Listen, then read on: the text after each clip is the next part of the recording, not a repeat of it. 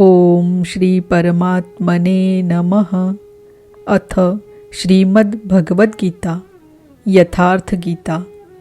अथ प्रथमोऽध्यायः। धृतराष्ट्र उवाच धर्मक्षेत्रे कुरुक्षेत्रे समवेतायुयुत्सवः मामकाः पाण्डवाश्चैव किमकुर्वत संजय। धृतराष्ट्र ने पूछा, हे संजय, धर्मक्षेत्र कुरुक्षेत्र में एकत्र युद्ध की इच्छा वाले मेरे और पांडु के पुत्रों ने क्या किया? अज्ञान रूपी धृतराष्ट्र और संयम रूपी संजय। अज्ञान मन के अंतराल में रहता है। अज्ञान से आवृत्त मन धृतराष्ट्र जन्मांध है, किंतु संयम रूपी संजय के माध्यम से वह देखता है, सुनता है और समझता है कि परमात्मा ही सत्य है। फिर भी जब तक इससे उत्पन्न मोह रूपी दुर्योधन जीवित है, इसकी दृष्टि सदैव कौरवों पर रहती है, विकारों पर ही रहती है। शरीर एक क्षेत्र है। जब हृदय देश में दैवी संपत्ति का बाहुल्य होता है तो यह शरीर धर्म क्षेत्र बन जाता है, और जब इसमें आसुरी संपत्ति का बाहुल्य होता है तो यह शरीर कुरुक्षेत्र बन जाता है। कुरु अर्थात करो, यह शब्द आदेशात्मक है। श्री कृष्ण कहते हैं, प्रकृति से उत्पन्न तीनों गुणों द्वारा परवश होकर मनुष्य कर्म करता है। वह क्षण मात्र भी कर्म किए बिना नहीं रह सकता। गुण उससे करा लेते हैं। सो जाने पर भी कर्म बंद नहीं होता। वह भी स्वस्थ शरीर की आवश्यक खुराक मात्र है। तीनों गुण मनुष्य को देवता से कीट पर्यंत शरीरों में ही बांधते हैं। जब तक प्रकृति और प्रकृति से उत्पन्न गुण जीवित है, तब तक कुरु लगा रहेगा। अतः जन्म मृत्यु वाला क्षेत्र, विकारों वाला क्षेत्र कुरुक्षेत्र है, और परम धर्म परमात्मा में प्रवेश दिलाने वाली पुण्यमयी प्रवृत्तियों अर्थात पांडवों का क्षेत्र धर्म क्षेत्र है।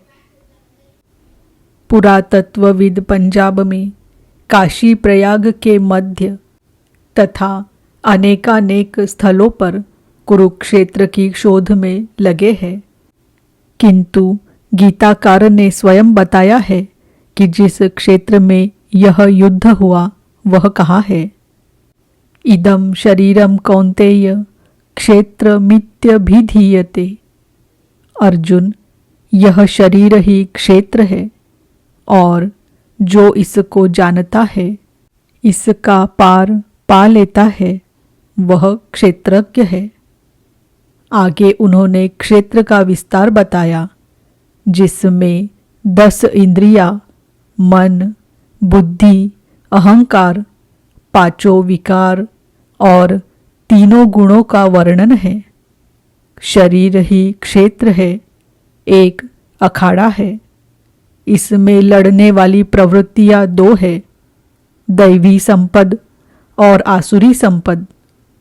पांडु की संतान और धृतराष्ट्र की संतान, सजातीय और विजातीय प्रवृत्तियां। अनुभवी महापुरुष की शरण जाने पर इन दोनों प्रवृत्तियों में संघर्ष का सूत्रपात होता है। यह क्षेत्र क्षेत्रज्ञ का संघर्ष है, और यही वास्तविक युद्ध है। विश्व युद्धों से इतिहास भरा पड़ा है, किंतु उनमें जीतने वालों को भी शाश्वत विजय नहीं मिलती। ये तो आपसी बदले हैं।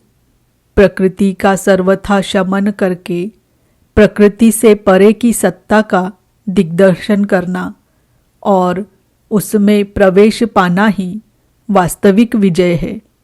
यही एक ऐसी विजय है जिसके पीछे हार नहीं है।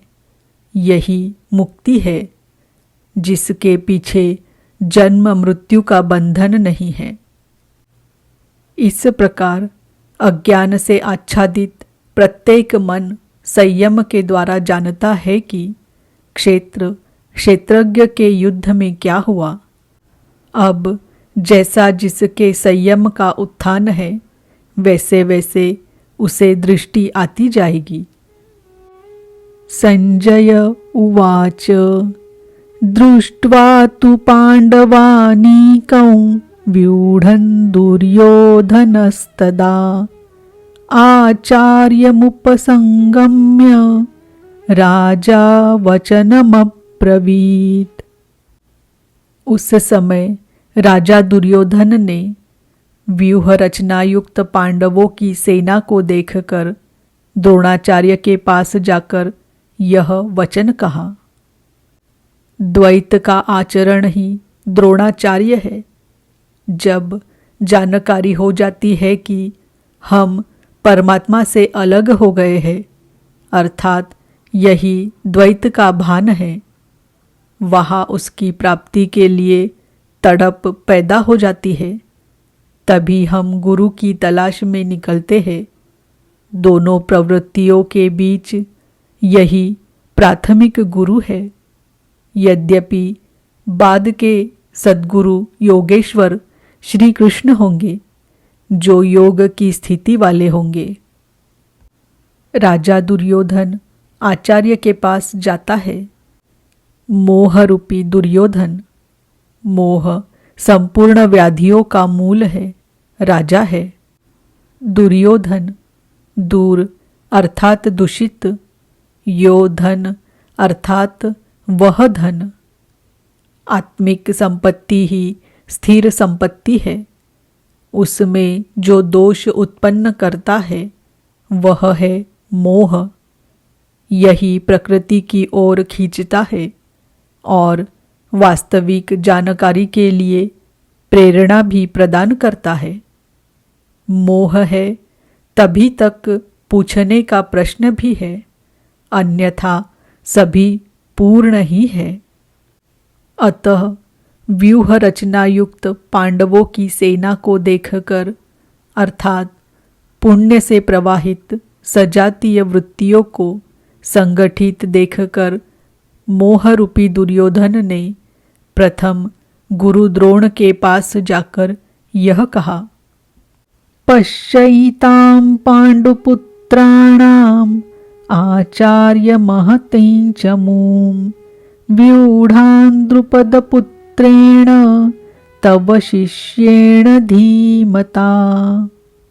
हे आचार्य, अपने बुद्धिमान शिष्य द्रुपद पुत्र धृष्टद्युम्न द्वारा व्यूहाकार खड़ी की हुई पांडु पुत्रों की इस भारी सेना को देखिए। शाश्वत अचल पद में आस्था रखने वाला दृढ़ मन ही धृष्टद्युम्न है। यही पुण्यमयी प्रवृत्तियों का नायक है। साधन कठिन न मन कहूँ टेका, साधन कठिन नहीं, मन की दृढ़ता कठिन होनी चाहिए। अब देखे सेना का विस्तार। अत्र शूरा महेश्वासा भीमार्जुन समायुधि युयुधानो विराटश्च द्रुपदश्च महारथः।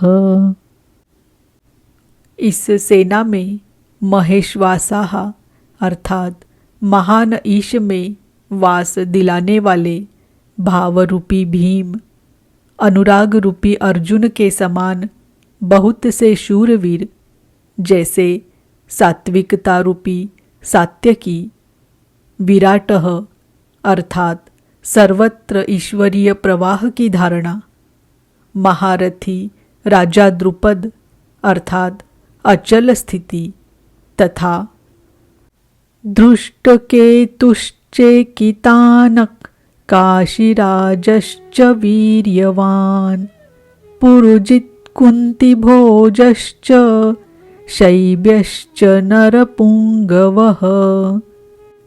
धृष्टकेतुः अर्थात दृढ़ कर्तव्य, चेकितानः अर्थात जहाँ भी जाए वहाँ से चित्त को खींचकर इष्ट में स्थिर करना। काशीराजः अर्थात काया रूपी काशी में ही वह साम्राज्य है। पुरुजित अर्थात स्थूल, सूक्ष्म और कारण शरीरों पर विजय दिलाने वाला पुरुजित। कुंती भोजः अर्थात कर्तव्य से भव पर विजय, नरों में श्रेष्ठ। शैब्य अर्थात सत्य व्यवहार।